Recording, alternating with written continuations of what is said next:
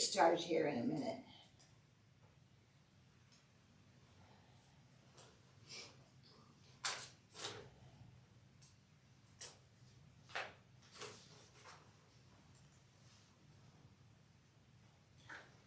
Hello, Madera in Central California.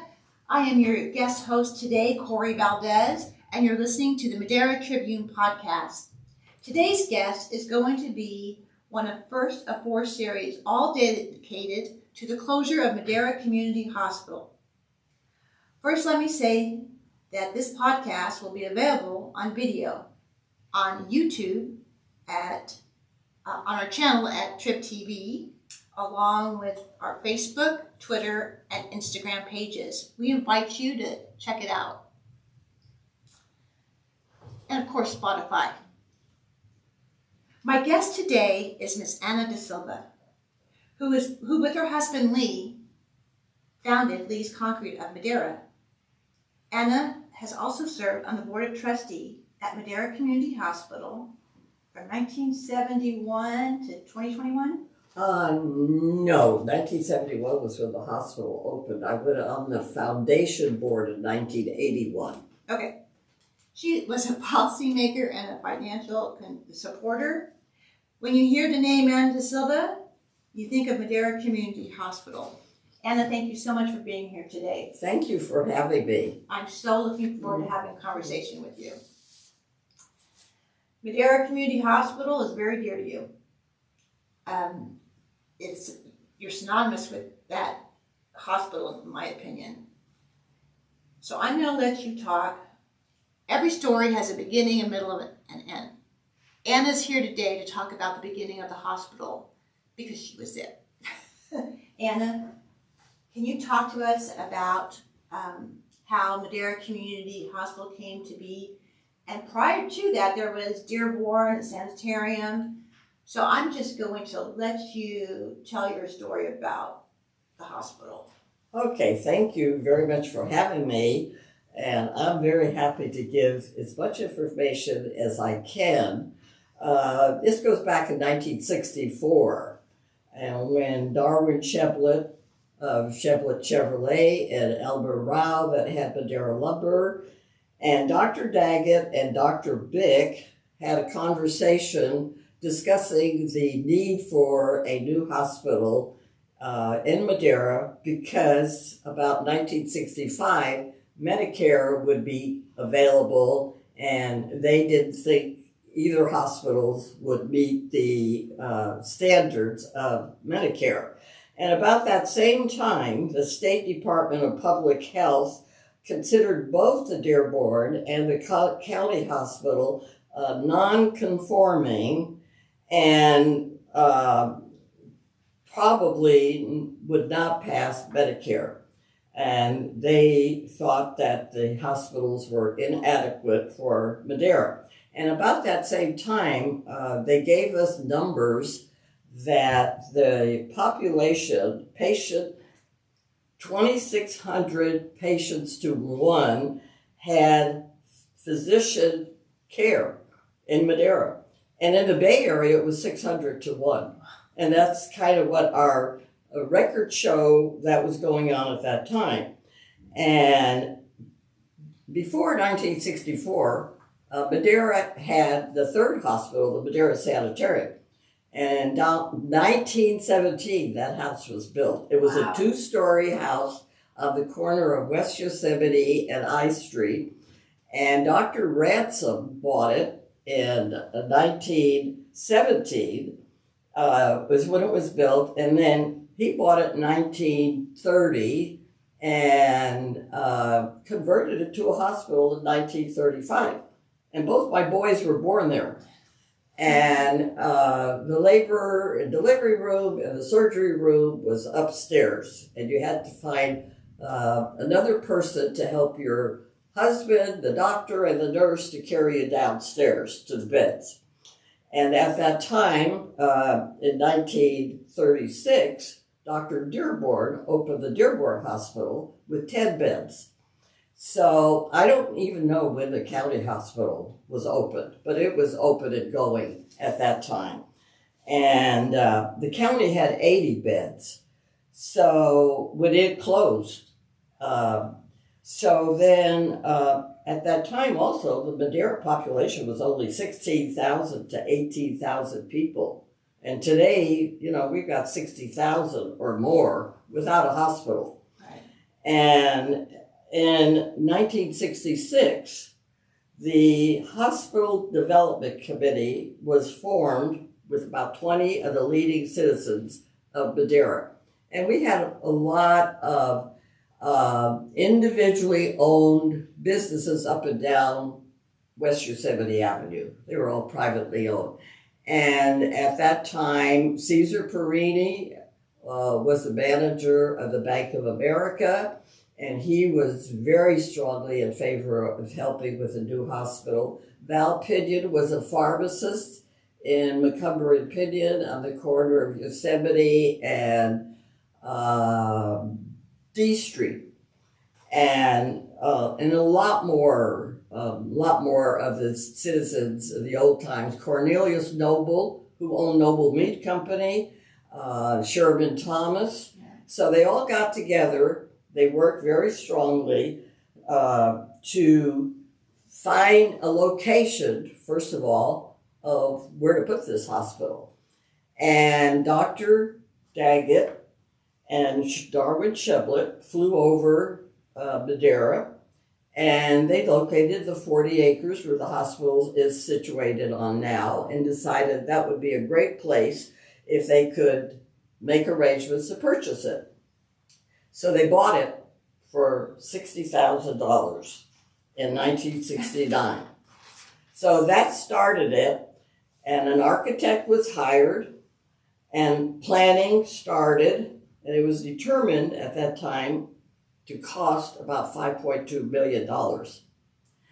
And actually, the folks were concerned because they didn't know anything about building a hospital or managing a hospital, so they felt like they had to hire a management company or someone to operate the hospital. And they secured state and federal grants of $1.735 billion. And then Madera had to come up with $1.400 billion. And you know, in today's dollars, that was a lot of money. And so they started fundraising.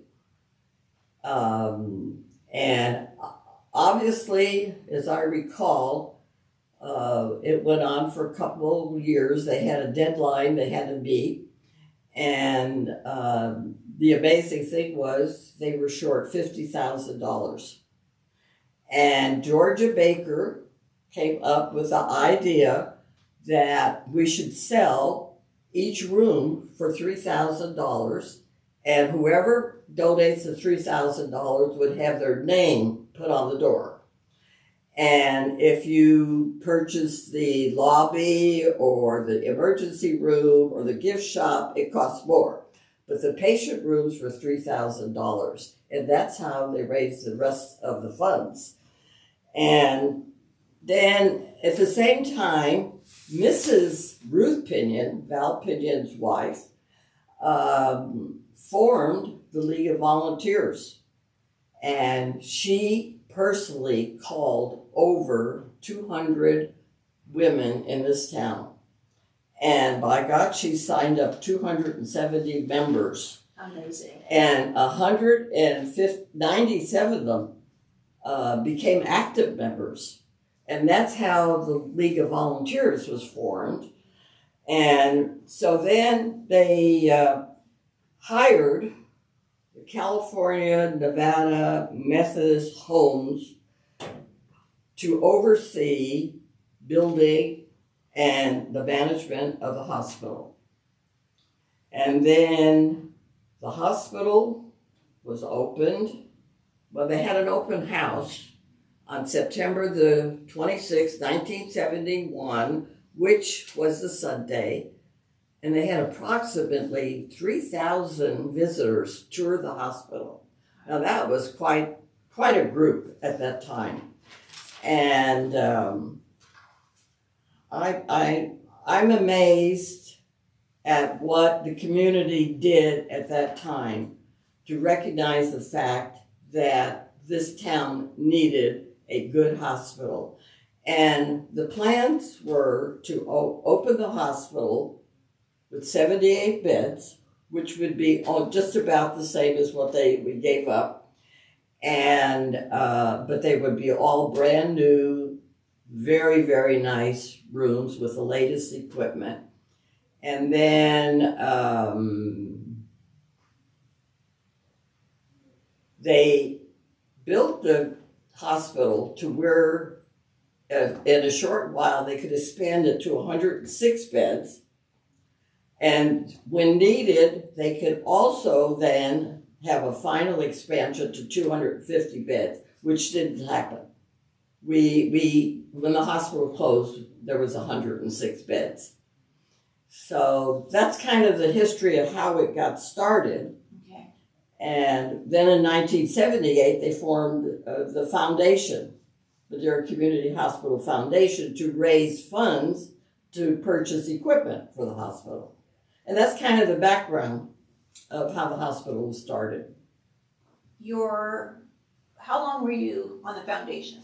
I was on the foundation for 6 years, and then I left for a year. And Bob Kelly came on as a new administrator, and I got a call from him, would I please serve on the Board of Trustees? And so I started there in 1988 with Bob Kelly, and I must say, one of the greatest CEOs we ever had for 17 years. I'll have to give a lot of the credit to Bob Kelly for really making that hospital go. And from the time I went on the foundation, I had served under all 5 CEOs that the hospital had. That's wonderful. That's something.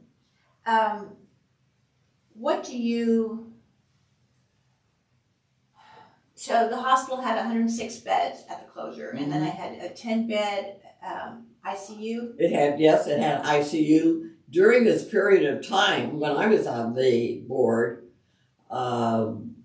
we enlarged labor and delivery to make it a family birthing center, outpatient surgery, made a brand new ER and ICU, and opened clinics.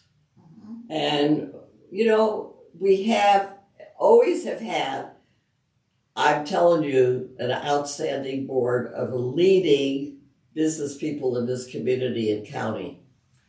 I think also the foundation was tremendous help in raising funds for the hospital, so the hospital could get those new machines that are needed, whether it be X-ray or MRIs.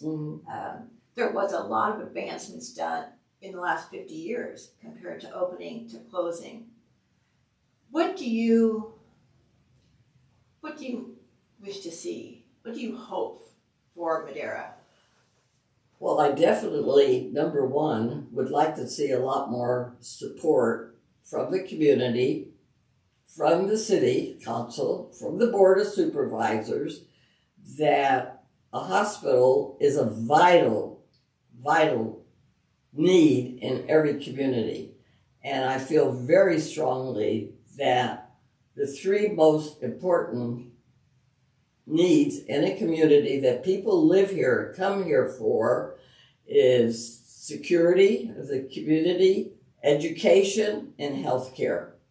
And if we have that, we can have a great community. Right. But that is the most important thing. Now, the foundation, when I went on, they were all men. Very leading community leaders, attorneys, accountants, real estate agents, insurance agents. They were the top of Madera. So when they asked me to come on, my deal was, you're going to be in charge of special events. And that meant raise money.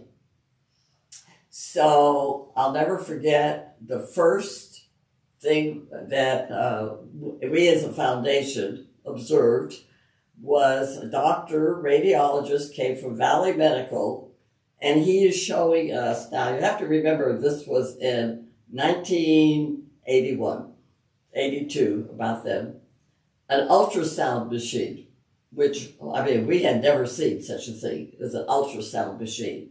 And he said to us at that time, if you purchase this machine, $53,000, I will come and work at Madera Community Hospital. And I don't know how in the world we're going to raise $53,000. I just couldn't believe we could do it. But by God, we did. And he came and worked here for a long time as a radiologist. And then the next thing that came about was the request of the administration. They wanted a family birthing center made in the labor delivery area. And my thought was, my gosh, we have to go out and solicit funds. And most of these people who support the hospital and donated all the money are elderly. Well, they're middle-aged or older. They're not concerned about labor and delivery. They would rather have a cardiac place. So I thought, oh, this will never happen. And I talked to the 4 OBGYNs we had, and they all agreed that, yes, that's what we needed because that's how labor and delivery was going. It was no longer just the doctor and the nurse and mama. It was daddy had to be in there. Maybe her mother wanted to be there with her. And at that time, Clovis Community opened. And they had a huge, beautiful labor delivery room. So that's what the 4 OBGYNs requested. So we went for that, and that was our second project. And to do these couple of things, we decided, well, my idea was I thought it'd be wonderful for the whole community to get involved. So how do you do that? Let's have a great fair with vendors, every church group, every Rotary Lions Kiwanis group, everybody come on the campus of the hospital and set up some area to sell items and stuff and get the whole community out there and raise some money that way.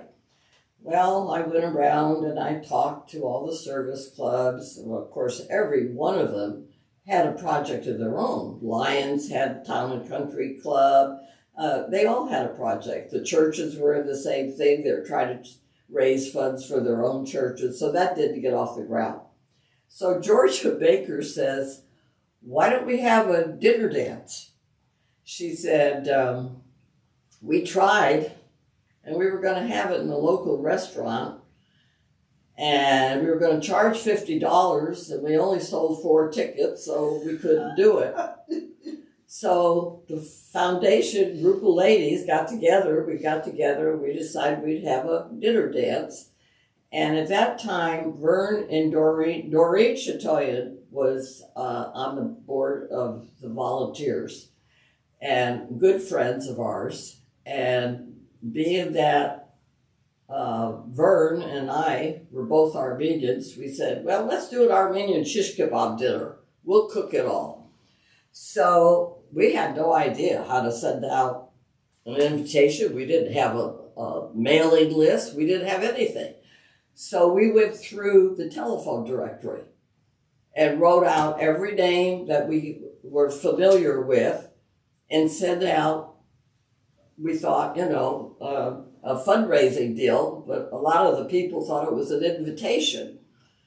But so we got 180 people the first year, and it was out at our house. And we had Alan Harkins' 12-piece band, and everybody had a great time. And the next comment I got from a few people that were disappointed that they weren't invited.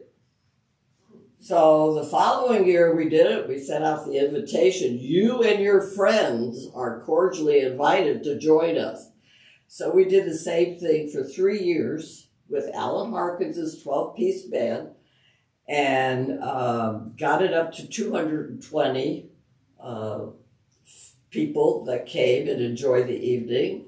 And then from then we decided to take it elsewhere, tried other venues, and ended up bringing it back to our place. And that's how we raised the money for the first 6 years. Wow, that's amazing. Yeah. I served on the foundation for a period of time, and under Bob Kelly and Ray Gomes. Oh yes, Ray was our PR. She did wonderful. Yeah, before that was Jim Ricketts. we had Jim Ricketts. Ray she was extremely outgoing, knows everyone in Madera, knows what the community likes. We would sell, well, back in the 90s, it was cars, $100 a ticket. In fact, I sold your daughter-in-law, Deidre, the ticket for her Sebring car, Chrysler. Yeah. I wasn't really, it was just, I go, hey, Deidre, you want to buy a ticket? It's only $100. Oh, look, you may win. She won it. Yeah. I was going to buy that ticket for myself, but I decided not to. Because I never win. Yeah. But Deidre did. So the foundation is a very strong part of a hospital, a successful hospital, I believe.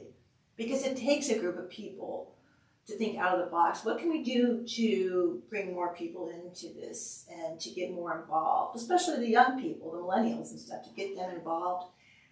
Today now we see that Madera Community Hospital is closed. The staff is gone. It's just a skeleton crew. You know, we have people working behind the scenes trying to get the hospital back up and running. It is going to be a process. So we wanted to bring this to you to show transparency about what the community leaders, the board of supervisors, our senators, our congresspeople are doing behind the scenes in order to get our hospital back up and running. It is vital, like Anna said, to get Madera Hospital back up. We need a hospital. So, Anna, thank you so much for being here today. Well, thank you for having me. I loved having you. I loved it. That was great. Well, we hope that the hospital, some movement will be coming up soon, we hope. Thanks for listening.